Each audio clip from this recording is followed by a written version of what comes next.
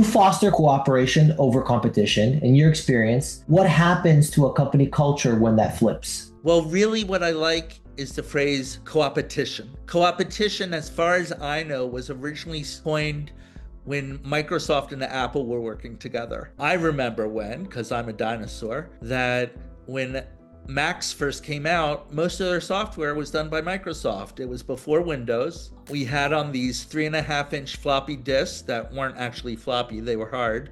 We had Microsoft suite of Word and spreadsheets and databases, all this stuff, and it was all from Microsoft. And Microsoft sat on the board of Apple as well. So they were cooperating, and yet they were also in competition. And that hasn't really stopped. A lot of companies, especially in the tech world, I know from being the senior digital agency in Jerusalem, when we started in 1994, we all helped each other because no one knew what they were doing. It was a brave new world. It was a frontier. There weren't books on the subject. There weren't courses on the subject, right?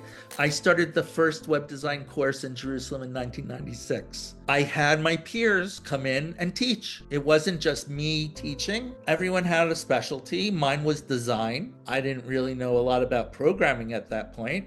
I didn't know a lot about UI and UX. Also, as I've organized conferences over the year, so I find that one of the nicest parts of a conference is a panel, right? So I would have my number one competitors on a panel with me, and we weren't foes. We weren't going at it with each other, just the opposite.